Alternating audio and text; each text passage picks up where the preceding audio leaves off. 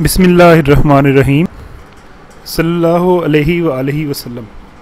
अस्सलाम वालेकुम dear students, welcome to lecture number 42 on differential equations 2. The course code is MTH406. I am your instructor for this course, Rashid Ali, working at Department of Mathematics, Government Graduate College मदरी Faisalabad. Dear students, पिछले lecture की तरह आज भी हम exercise number 11.1 mathematical methods by S M. Yusuf उसके कुछ questions के सॉल्यूशन को डिस्कस करेंगे.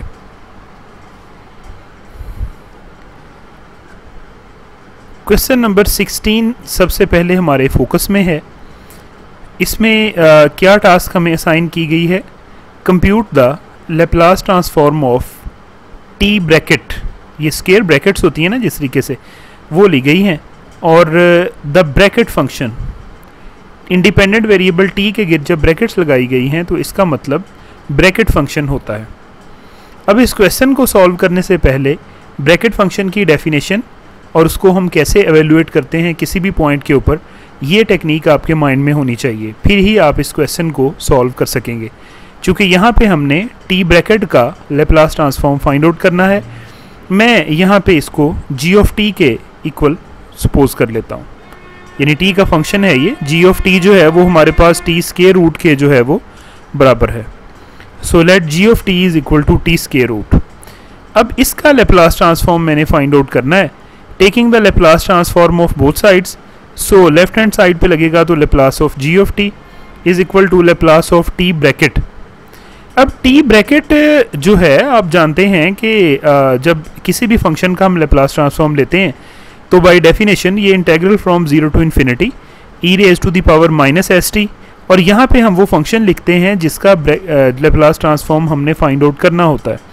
तो वो हमने यहाँ पे लिख दिया डी टी. अब यहाँ से ऑनवर्ड अब आपको पता होना चाहिए कि ये टी ब्रैकेट को हम किस तरीके से ब्रैकेट फंक्शन को एवेल्युएट करेंगे. उसके लिए ब्रैकेट फंक्शन की कुछ बुनियादी डेफिनेशन और उसकी कैसे हम एवेल्युएट करते हैं किसी भी पॉइंट पे, ये मैं आपको पहले बताना चाहूँगा. ये डेफिनेशन आपको यहाँ पे मिलेगी. द ब्रैकेट आर, इसका दूसरा नाम ग्रेटेस्ट इंटीजर फंक्शन भी होता है. Let f from r to r, ये रियल नंबर्स से लेकर रियल नंबर पे ही होता है, यानी डोमेन और को डोमेन दोनों रियल नंबर्स हैं. कैसे डिफाइंड है जी? F of x is equal to X bracket, where X bracket denotes the greatest integer not greater than X. बस ये 3 लाइनों में ही इसकी जो है वो मुकम्मल डेफिनेशन बयान की गई है कि एक्स ब्रैकेट का आंसर क्या होगा. ये किसको डिनोट करेगा? ये बड़े से बड़े इंटीजर को डिनोट करेगा, लेकिन वो इंटीजर क्या होगा? इस एक्स से बड़ा नहीं होगा. राइट? अगर हम इसको खोल के लिखें तो हम एक्स ब्रैकेट को यूं भी लिख सकते हैं, f of x is equal to 0, यानी इस फंक्शन की आउटपुट 0 है. कब? जब 0 less than or equal to x और एक्स लेस देन 1 है, यानी कि 0 एक्स जो है वो 0 से 1 तक जब होगा तो लोअर ये 0 इसका जो है वो आंसर होगा. इसी तरीके से ब्रैकेट फंक्शन का आंसर 1 होगा. कब? जब x 1 और 2 के दरमियान होगा. 1 भी हो सकता है और 2 से पीछे, तो 1 और 2 के दरमियान जब है तो जो लोअर लिमिट है वो इसका आंसर है. चूँकि नॉट ग्रेटर देन x हमने कहा था ना यहाँ पे कि x से बड़ा नहीं होना चाहिए. 2 कब? जब x या 2 है या फिर 3 से छोटा है, यानी 2 और 3 के दरमियान अगर आप जो है वो x लेते हैं तो आउटपुट ये क्या देगा? जो लोअर लिमिट है उसकी 2 वो हमें प्रोवाइड करेगा. इसी तरीके से अगर x -1 से 0 के दरमियान है तो -1 यानी लोअर लिमिट इसका जो आंसर है ब्रैकेट फंक्शन का वो हमारे पास होगा. ये जो मैंने आपको यहाँ पे बताई है कि जब x 0 और 1 के दरमियान है तो 0 आंसर है, या अगर x 0 है तो तभी इसका 0 है. तो अगर x 1 है तो फिर भी ये 1 है, यानी इंटीजर पर ये इसका आंसर वही होता है जो इनपुट है. लेकिन अगर इंटीजर नहीं है तो फिर उससे छोटा इंटीजर जो आपको नंबर दिया गया है जो इनपुट के तौर पे, उससे जो छोटा इंटीजर है वो आपका आंसर जो है ये प्रोवाइड करेगा. So 0 to infinity e raise to the power minus s t t bracket function d t. अब 0 से इन्फिनिटी रियल लाइन के ऊपर अगर आप देखें तो 0 यहाँ पे होता है, तो अप टू इधर को ये प्लस इन्फिनिटी को अप्रोच करती है रियल लाइन, और इधर को नेगेटिव इन्फिनिटी को. तो 0 से ऑनवर्ड इधर जो है वो हमारे फिर अगर इंटीजर्स लिखें तो 1 2 3 4 and so on up to infinity. हमारा कंसर्न है 0 से इन्फिनिटी तक। सो मैं इस 0 से लेकर ऑनवर्ड ये हिस्सा हमारे फोकस में है। इस हिस्से को हम, ये जो 0 से इन्फिनिटी है, इसको हम तोड़ सकते हैं 0 से 1 तक एक हिस्सा, फिर 1 से 2 तक, 2 से 3 तक, 3 से 4 तक and so on up to infinity. हम ऐसे ही जो है वो 0 से इन्फिनिटी इंटरवल को तोड़ सकते हैं और हर एक वो तोड़े हुए हिस्से के ऊपर ये फिर इंटेग्रल डिफाइन किया जा सकता है। यानी 0 से इन्फिनिटी जो है, पहला ये 0 से 1 e raise to the power minus s t t bracket function d t, फिर अगला 1 से 2 e raise to the power minus s t t bracket function d t, फिर अगला 2 से 3 और फिर 3 से 4 and plus so on up to infinity. ये प्रोसेस जो है वो चलता रहेगा। हमने क्या किया है कि 0 से लेकर इन्फिनिटी तक जो हमारी रियल लाइन का पार्ट जो था, हमने उसको स्प्लिट कर दिया है। अब जैसा कि पीछे हमने पढ़ा है, ये आप ज़रा देखें ब्रैकेट फंक्शन की डेफिनेशन में कि जब x 0 और 1 तक है तो 0 यानी लोअर लिमिट इसका आंसर है, और इस तरीके से बाकी भी। तो अब देखें ज़रा, अगर 0 से 1 डी टी है ना, t की वैल्यू अगर 0 से 1 है तो t ब्रैकेट फंक्शन का जो अब क्या होगा भला, लोअर लिमिट यानी 0।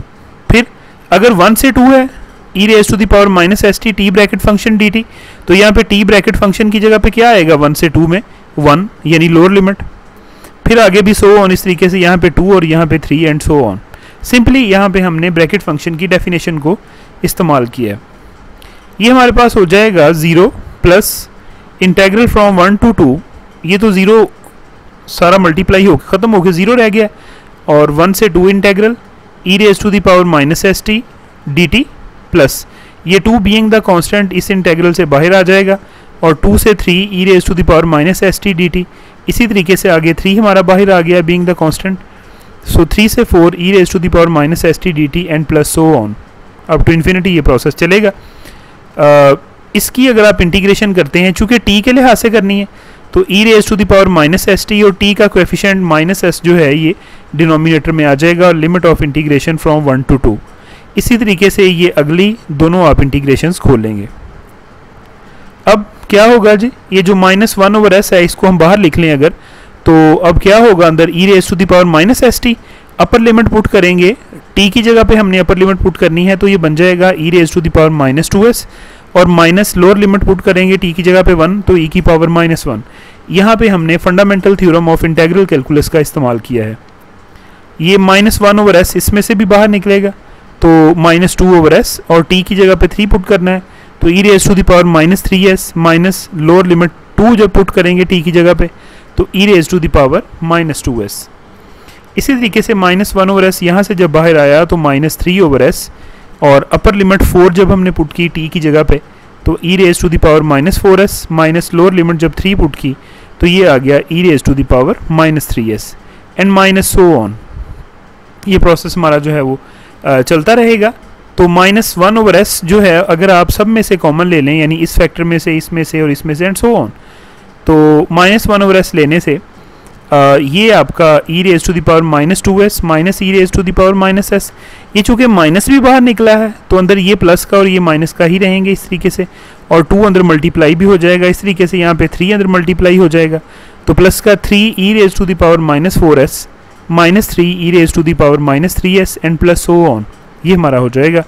और ये अब जो नेगेटिव है ना, आप इसको अंदर मल्टीप्लाई करवा दें, तो ज़ाहिर है ये माइनस का हो जाएगा, ये पॉजिटिव का, ये माइनस का, ये पॉजिटिव का, उलट जाएंगी ना साइंस, जो नेगेटिव हैं वो पॉजिटिव हो जाएंगे, जो पॉजिटिव हैं वो नेगेटिव हो जाएंगे, और ये हमारी सूरत हाल बन जाएगी।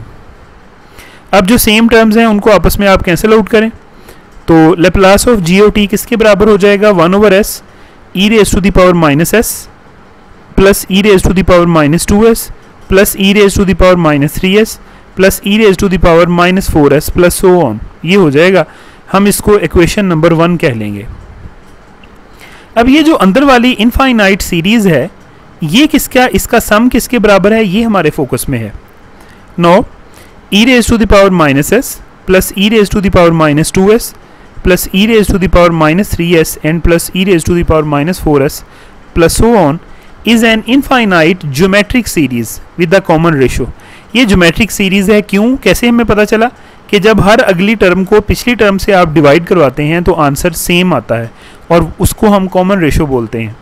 क्या है जी कॉमन रेशो इसकी? मसलन हम इसको अगर इससे डिवाइड करवाएं तो e raise to the power -2s over e raise to the power -s, तो ये नीचे वाली पावर -s ऊपर जाके +s हो जाएगी, तो ये e raise to the power -2s + s, तो ये e raise to the power -s।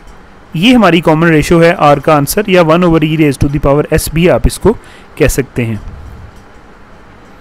अब ये जो e की वैल्यू 2.718 होती है, e जो होता है ना इसकी वैल्यू होती है 2.718। अब 1 के नीचे s हम अगर जो है वो पॉजिटिव कोई अगर यूज़ करते हैं तो 1 over e raise to the power s, यानी s की जगह पे आपको पॉजिटिव नंबर अगर पुट करते हैं तो e की वैल्यू मैं आपको बता चुका हूँ 2.718, तो उसकी पावर जब कोई पॉजिटिव नंबर हम लेंगे तो जो आंसर आएगा ना उसकी एब्सोल्यूट वैल्यू 1 से छोटी होगी, यानी क्या है r एब्सोल्यूट वैल्यू यहाँ पे लेस देन 1 है। तो फिर इसका मतलब क्या हुआ?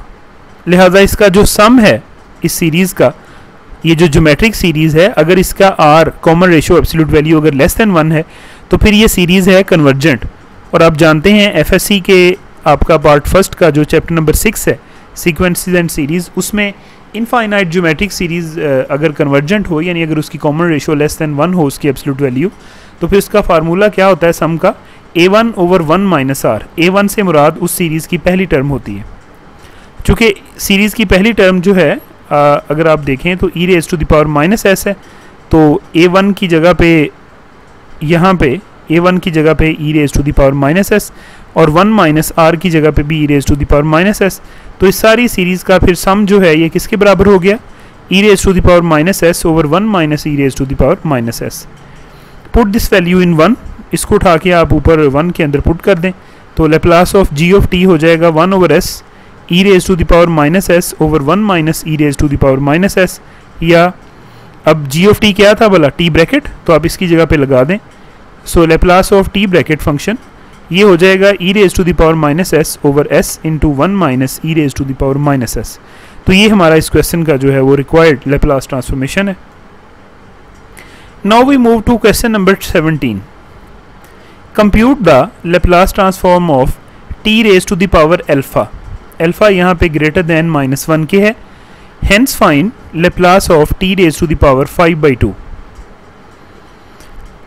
चलते हैं जी, सबसे पहले हम दिए गए फंक्शन को g ऑफ t के इक्वल सपोज कर लेते हैं। So applying the Laplace transform on both sides we have Laplace of g of t is equal to Laplace of t raise to the power alpha. हम जानते हैं कि जिस भी फंक्शन का हमने लेप्लास ट्रांसफॉर्म फाइंड आउट करना होता है तो वो 0 to infinity e raise to the power -st, और यहाँ पे हम वो फंक्शन रख देते हैं, जैसे यहाँ पे t raise to the power alpha है तो यहाँ पे वही आ जाएगा dt, हम इसको 1 कह देंगे। t के लिहाज से हमने इसकी इंटीग्रेशन जो है वो करनी है। हमें यहाँ पे जो है वो चूँकि s t और अल्फ़ा भी है तो हम इस s t को, ये वाला जो s t है, हम इसको सपोज कर लेते हैं एक न्यू वेरिएबल u के equal. Let s t is equal to u, right. तो अगर आप अब आपने न्यू वेरिएबल में कन्वर्ट किया ना, s तो इस लिहाज से वैसे ही कांस्टेंट है ना, वेरिएबल तो t था, तो हमने न्यू वेरिएबल कौन सा इंट्रोड्यूस करवाया है? u। तो अब t और u के लिहाज से अगर आप देखें तो पहले dt था, तो अब u में कन्वर्ट हो गया, तो du की वैल्यू हमें चाहिए। इसके दोनों तरफ आप डिफरेंशियल अप्लाई कर दें। So dsT is equal to du। s हमारा जो है वो इसके लिहाज से चूँकि कांस्टेंट है, सो s बाहर आ गया और dt is equal to du, right. तो dt की वैल्यू, ये s जो है वो डिवाइड हो गया, तो dt की वैल्यू हो गई 1 ओवर s du। अब u के लिहाज से लिमिट्स ऑफ इंटीग्रेशन भी देखनी है, चूँकि पहले तो t के लिहाज से थी ना। अब इसी एक्सप्रेशन में अगर आप देखें कि जब t को हम 0 पुट करें यहाँ पे तो u की वैल्यू भी 0 आती है, तो लिहाजा t 0 पर u भी 0 है। सो लोअर लिमिट कितनी हो गई? u is equal to 0। Upper limit के लिए जब t अप्रोचेज टू इन्फिनिटी है, ये देखें अपर लिमिट इन्फिनिटी को अप्रोच कर रही है ना, सो जब t अप्रोचेज टू इन्फिनिटी है, जब इसमें हम लगाएंगे t अप्रोचेज टू इन्फिनिटी तो s जो भी होगा u भी अप्रोचेज टू इन्फिनिटी होगा। सो लिमिट्स तो u में कन्वर्शन के बाद भी 0 से इन्फिनिटी ही रहेंगी। तो अब ये मतलूबा वैल्यूज़ जो है अगर हम उसमें पुट करेंगे ऊपर वाली इक्वेशन में, so 1 becomes Laplace of g of t is equal to 0 to infinity e raise to the power -u, और यहाँ पे t की जगह पे जो है वो u ओवर s आ जाएगा, क्योंकि हमने s t को u रखा है तो वहाँ से t की वैल्यू u ओवर s। और डी टी की जगह पे 1/s du। u के लिहाज से अब हमने यहाँ पे एक्चुअली जो है वो इंटीग्रेट करना है। So 0 to infinity e raise to the power minus u, और इसकी हम पावर अल्फ़ा अलग कर देंगे, तो u raise to the power alpha over s raise to the power alpha और 1/s du। एक ये s रेज, चूँकि u के लिहाज से इंटीग्रेशन हम कर रहे हैं तो लिहाजा s इस लिहाज से कांस्टेंट है। सो ये s raise to the power alpha multiplied by s raise to the power 1, तो बेसिस सेम होने की वजह से पावर z हो जाएंगी और कांस्टेंट होने की वजह से बाहर आ जाएंगे। तो 1/s raise to the power alpha plus 1 integral from 0 to infinity. यहाँ पे क्या बचा, e raise to the power minus u, यहाँ पे बचा u raise to the power alpha du। यहाँ हम इसको लिख सकते हैं 1/s raise to the power alpha plus 1 integral from 0 to infinity e raise to the power minus u। ये जो अल्फ़ा है ना, इसमें हम +1 और -1 कर देते हैं, तो ये बन गया u raise to the power alpha plus 1, हमने ब्रैकेट में अलग कर दिया -1 du। ये इसलिए हमने ऐड और सब्ट्रैक्ट करवाया है चूँकि ये हमारा बड़ा वेल नोन एक फंक्शन होता है रियल नंबर्स के अंदर, गैमा फंक्शन।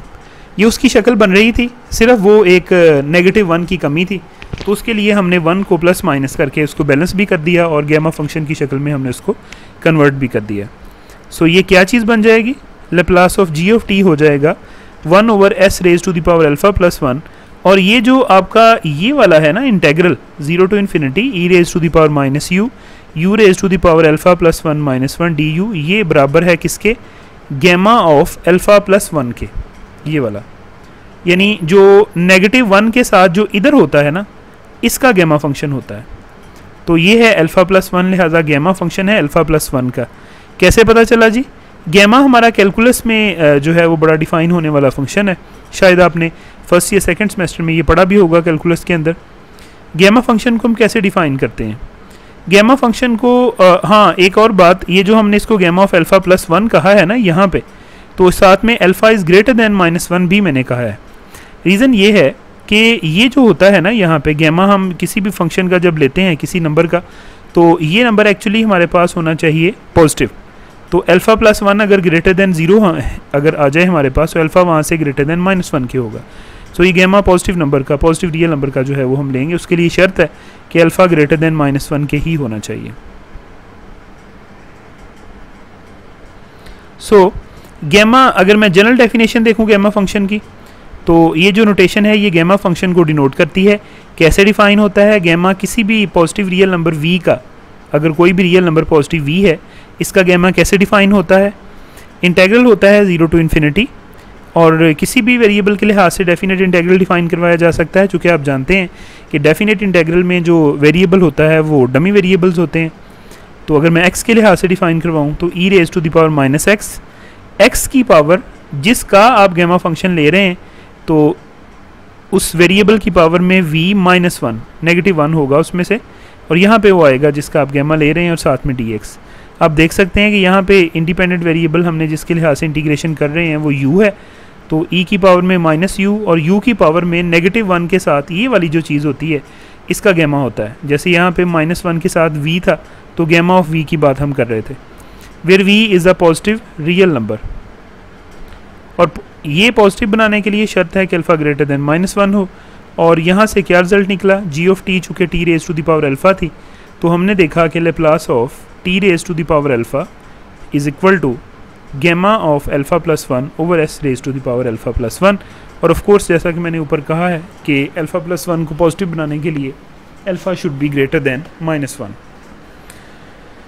एक हिस्सा सवाल का भी स्टिल बाकी है कि हमने फाइंड आउट करना है t raise to the power 5/2 का लेप्लास ट्रांसफॉर्म। सो उसके लिए हम क्या करेंगे, ये ऊपर हमने जो फार्मूला डिराइव किया है ये हमने किया है t raise to the power alpha के लिए। तो अगर हम अल्फ़ा की जगह पे 5/2 पुट कर दें ऊपर वाले प्रूफ फार्मूले में, तो बात बन जाएगी। यही काम हम यहाँ पे करेंगे।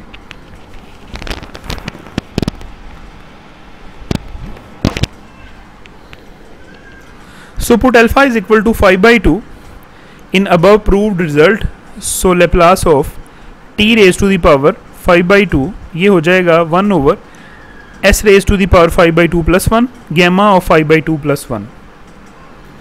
तो इसको हम लिख लेंगे 1 over s raised to the power 5/2 plus 1 का आंसर 7/2, और ऐसे ही यहाँ पे भी गैमा ऑफ 7/2 हो जाएगा।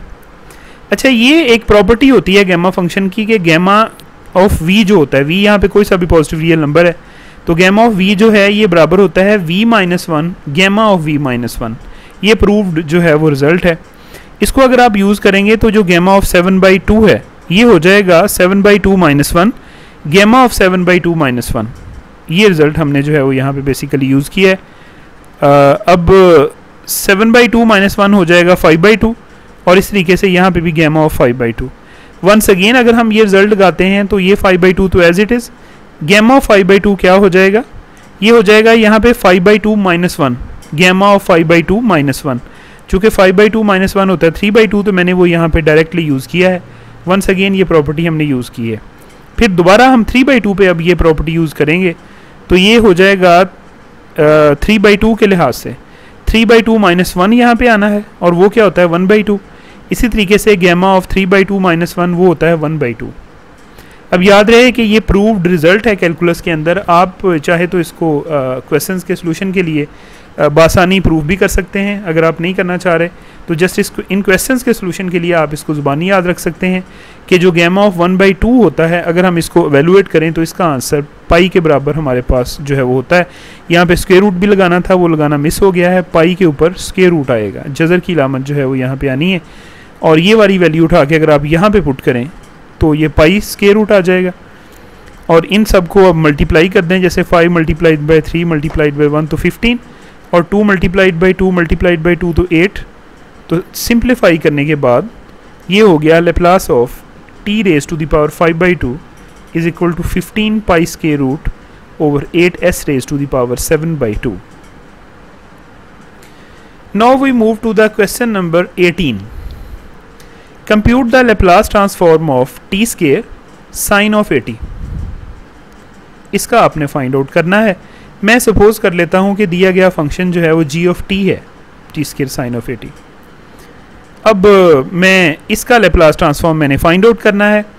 तो टी स्क्वायर जो है ये t raise to the power n वाली फॉर्म है। आपने जो प्रीवियस रिजल्ट्स प्रूव किए थे, तो ये जो है साइन ऑफ 80, मैं इसको f ऑफ t अगर ले लूँ, राइट, अगर मैं इसको f ऑफ t ले लूँ साइन ऑफ 80 को, तो यहाँ पे अगर पुट करूँ साइन 80 की जगह पे f ऑफ t, तो g ऑफ t क्या हो जाएगा, g ऑफ t हो जाएगा t square f of t। अब इसका लेप्लास ट्रांसफॉर्म आपने मालूम करना है। एक्चुअली आपने g ऑफ t का मालूम करना है, यानी कि t square f of t का आपने मालूम करना है। मैंने आपको एक रिज़ल्ट बाकायदा तौर पर प्रूफ भी करवाया हुआ है कि Laplace of t raise to the power n f of t ये किसके बराबर होता है, -1 raise to the power n nth derivative of f of s।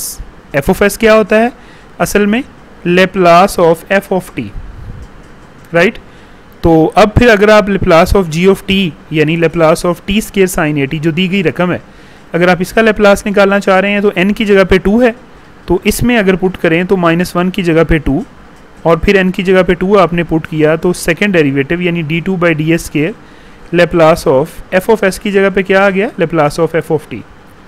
अब -1 स्क्वायर चूँकि पॉजिटिव आया 1 आ गया और सेकेंड डेरिवेटिव किसका होगा, f ऑफ t की जगह पे उसकी जो ली हुई वैल्यू है साइन ऑफ 80 वो अगर आप पुट करें तो Laplace of sine of 80।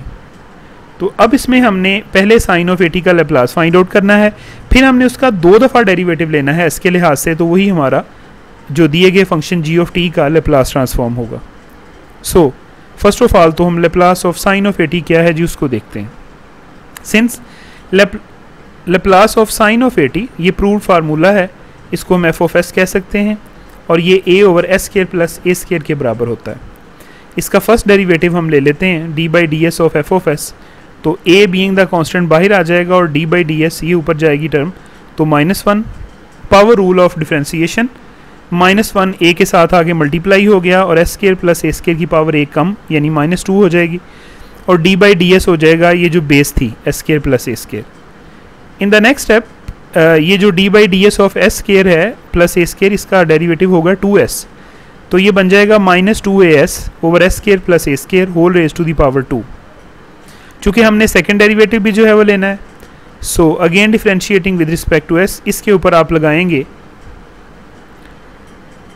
Quotient rule of differentiation, -2a being the constant बाहर आ गया और d/ds किसका हो गया, S over S square plus ए स्केयर होल स्केयर। तो ये क्वोशिएंट रूल ऑफ डिफरेंशिएशन जो है वो लगा हुआ है सिंपल, जो कि आप एफएससी से भी अप्लाई करना जानते हैं। सिंपली उसको मैंने जो है वो यहाँ पे यूज़ किया हुआ है।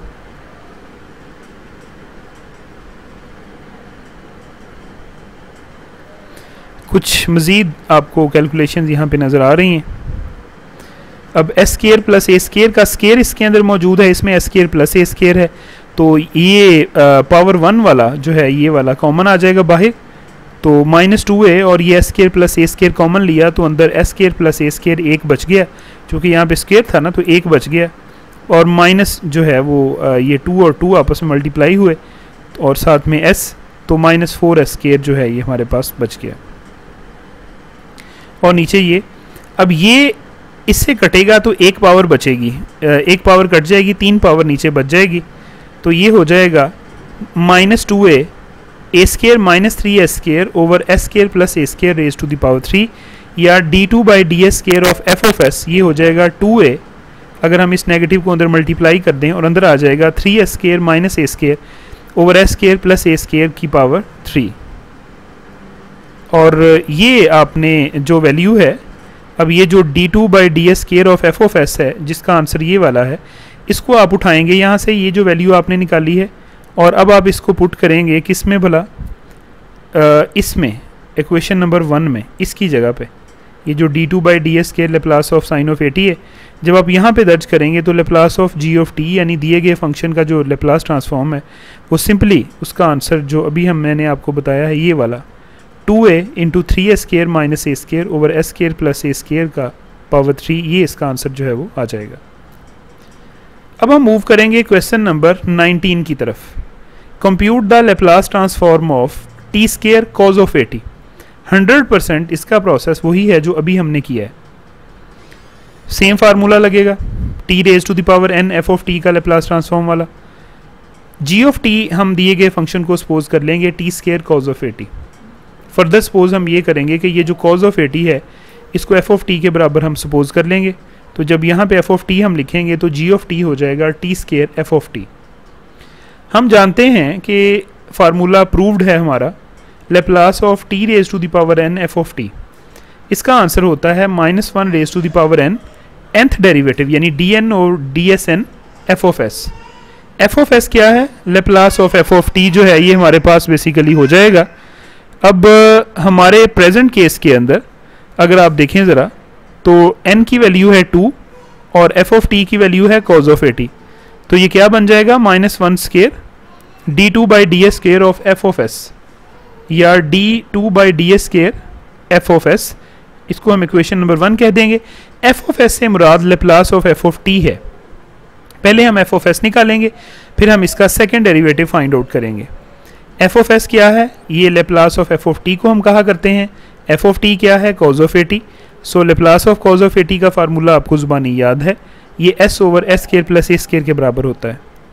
सो एफ ऑफ एस की वैल्यू हो गई S over S square plus A square, differentiating with respect to S, so D by D S of F of S, D by D S of S over S square plus A square. We will use the quotient rule of the differentiation.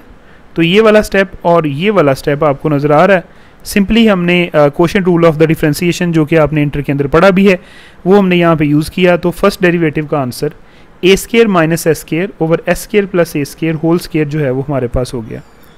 हमने चूँकि second derivative तक निकालना है, चूँकि n की value 2 है, so again differentiating with respect to s, so we have d2 by D S square of F of S, ये d by D S of, ये फर्स्ट डेरिवेटिव का जो आंसर आया वो वाला है। तो again quotient rule of the differentiation जब लगेगा तो ये स्टेप्स आपको नज़र आ रहे हैं सिंपल यहाँ पे।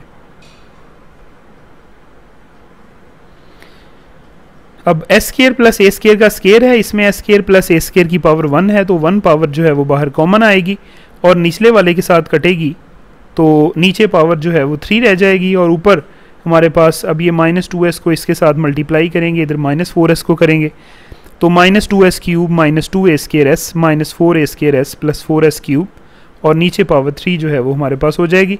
एक जैसी टर्म्स आपस में से सब्ट्रैक्ट ऐड हो जाएंगी, तो d2 by D S square of F of S ये हो जाएगा 2s cube minus 6a square S over S square plus ए स्केयर होल क्यूब, या ऊपर से अगर आप 2s को कॉमन ले लें तो तो अंदर रह जाएगा s square minus 3a square divided by s square plus a square raise to the power 3। अब ये सेकेंड डेरिवेटिव की वैल्यू निकल आई। पुट करेंगे हम इसको इक्वेशन नंबर 1 में, जिसको मैंने ऊपर जनरल फार्मूले को मैंने 1 इक्वेशन मार्क किया हुआ है।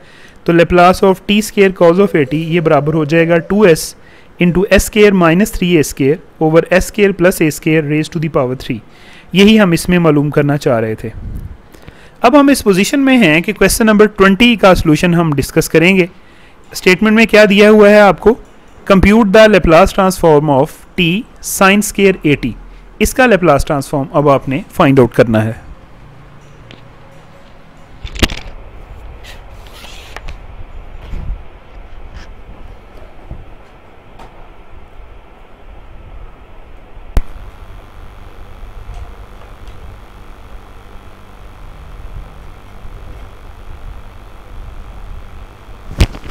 अब इसका लेप्लास ट्रांसफॉर्म जब आप डिस्कस करना चाह रहे हैं तो पहले क्वेश्चनों की तरह आप दिए गए फंक्शन को जी ऑफ टी के इक्वल सपोज कर लें।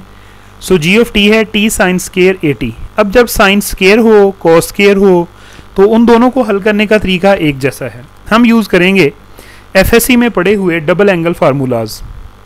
कॉस 2 थीटा होता है cos square theta minus sign square theta. अगर आप जो है वो कॉस स्केयर की जगह पे 1 माइनस साइन स्केयर लगाएं तो यही फार्मूला बन जाता है cos 2 theta is equal to 1 minus 2 sine square theta. और अगर आप इसमें साइन स्केयर की जगह पे जो है वो 1 माइनस कॉस स्केयर लगाएं तो यही फार्मूला बन जाता है आपके पास 2 कॉस स्केयर थीटा माइनस 1। ताहम हमारा कंसर्न चूँकि साइन स्केयर के साथ है तो यही हमारे काम का है। यहाँ से 2 साइन स्केयर थीटा को अगर मैं लेफ्ट हैंड साइड पे मूव करूँ इसको राइट पे तो ये फॉर्म बन जाएगी। तो साइन स्केयर थीटा की वैल्यू यहाँ से क्या बनेगी 1 माइनस कॉस 2 थीटा ओवर 2। दिए गए प्रॉब्लम में साइन स्केयर थीटा नहीं बल्कि साइन स्केयर 80 है। सो थीटा को अगर मैं 80 से रिप्लेस करूं तो मेरे पास साइन स्केयर 80 की वैल्यू क्या आ जाएगी 1 माइनस कॉस 280 बाई 2, राइट। अब ये जो साइन स्केयर 80 की वैल्यू आई है इसको मैं उठा के तो यहाँ पे अगर जो है वो दर्ज कर देता हूँ तो दिया गया फंक्शन जी ऑफ टी क्या बन जाता है टी 1 माइनस कॉस 280 ओवर 2। अब एक तो हम 2 को अलग-अलग कर लेंगे, दूसरा t को हम अंदर मल्टीप्लाई कर लेंगे। तो g ऑफ t जो है ये हमारे पास हो जाएगा 1/2t minus 1/2t cause of 280। दोनों तरफ आप लेप्लास ट्रांसफॉर्म अप्लाई कर देंगे तो Laplace of g of t हो जाएगा 1/2 Laplace of t minus 1/2 Laplace of t cos of 280, या Laplace of g of t हो जाएगा 1/2 लेप्लास ऑफ टी जो होता है ये होता है 1 factorial over s raise to the power 1 + 1। ये जनरल फार्मूला आपको याद होगा Laplace of t raise to the power n वाला, वो होता था n factorial over s raise to the power n + 1। वही मैंने यहाँ पे लगाया है minus 1/2 Laplace of t cos of 280, या लेप्लास ऑफ जी टी क्या हो गया जी, ये बन गया 1/2 s square minus 1/2 Laplace of t cos of 280। मैं इसको इक्वेशन नंबर 1 कह लूँगा। एक्चुअली ये खोलना थोड़ी सी बड़ी टास्क है इसलिए मैं इसको सेपरेट एवेल्युएट कर लेता हूँ। Now we compute Laplace of t cos of 280। यहाँ पे अब फार्मूला जो बन रहा है ये t raise to the power n f of t वाला बन रहा है एक्चुअली। तो इसका लेप्लास ट्रांसफॉर्म फाइंड आउट करने के लिए ये जो कॉज 280 है ना इसको मैं एफ ऑफ टी के इक्वल सपोज कर लूँगा। क्या फार्मूला होता है Laplace of T F of T होता है minus F dash of S. इसको मैं इक्वेशन नंबर 2 कह लूँगा इस जनरल फार्मूले को, और एफ ऑफ एस से मुराद यहाँ पे Laplace of F of t जो है वो हमारा होता है। अब देखें एफ ऑफ टी है क्या, ये है कॉज ऑफ 280। इसका लेप्लास ट्रांसफॉर्म यानी एफ ऑफ एस जो है ये हो जाएगा Laplace of F of T, और जनरल फार्मूला आप जानते हैं लेप्लास ऑफ कॉज 280 का ये होता है S over S square plus ए स्केयर। तो अगर यहाँ पे ए हो तो, लेकिन चूंकि 2a है तो ये s over S square plus 2a square हो जाएगा, या f ऑफ s हो जाएगा s over S square plus 4a square. अब इस फार्मूले के मुताबिक ये जो ऊपर है माइनस और फर्स्ट डेरिवेटिव इसका निकालना है s के लिहाज से, सो हम इसको डिफरेंशिएट कर देंगे with respect to s।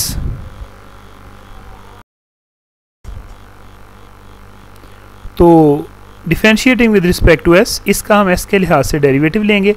Of course ऊपर भी s मौजूद है नीचे भी s मौजूद है तो क्वोशिएंट रूल ऑफ डिफरेंशिएशन हमें यूज़ करना पड़ेगा।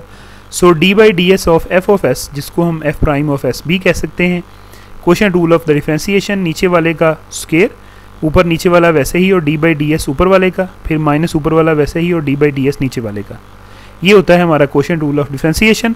सो फाइनली ये S square plus 4a square minus S into 2s over S square plus 4a square whole square बन गया, या आफ्टर सिंप्लीफिकेशन जो एक जैसी टर्म्स हैं वो ऐड सब्ट्रैक्ट करके, तो ये आपके पास आ गया 4a square minus s square over S square plus 4a square whole square. So no first derivative की जो एफ प्राइम ऑफ एक्स की वैल्यू निकली है, putting values in equation number 2 we have 2 में दर्ज करें तो Laplace of t cos of 2at जो है ये हो जाएगा minus 4a square minus s square over S square plus 4a square, या s square minus 4a square over S square plus 4a square का square. So put it in equation number 1, जो general equation number 1 हमने कही थी ये वाली, तो इसकी जगह पे आपने जो भी वैल्यू निकाली है वो आप ज़रा दर्ज करें। तो Laplace of g of t जो दिया गया फंक्शन है जिसका लेप्लास ट्रांसफॉर्म मालूम करने के लिए हमें कहा गया था, ये हो गया 1/2 s square minus 1/2 s square minus 4a square over S square plus 4a square whole का स्केयर आ गया, या ये नीचे अगर आप एलसीएम लेते हैं तो 2s square into S square plus 4a square whole square, तो उसके लिहाज से ऊपर हमने कैलकुलेशंस की तो एक जैसी टर्म्स मल्टीप्लाई करके उनको S4 से S4 कट गया, बाकी एड सब्ट्रैक्ट होके ये 12a square S square plus 16a raised to the power 4 हो गया, divided by 2s square into S square plus 4a square whole square आ गया। तो ये 4a square 3s square plus 4a square divided by 2s square into S square plus 4a square whole square हो गया। तो finally आपका जी of T की जगह पे आपने जो सपोज किया था जी ऑफ टी को वो था t sine square a t, तो उसकी वैल्यू आ गई 2a square into 3a square plus 4a square divided by s square into S square plus 4a square whole square. तो ये दिए गए फंक्शन का लेप्लास ट्रांसफॉर्म जो हमें टास्क असाइन की गई थी वो हमने यहाँ पे फाइंड आउट किया। तो आज के लेक्चर के लिए इतना ही। Thank you so much. अल्लाह हाफिज़।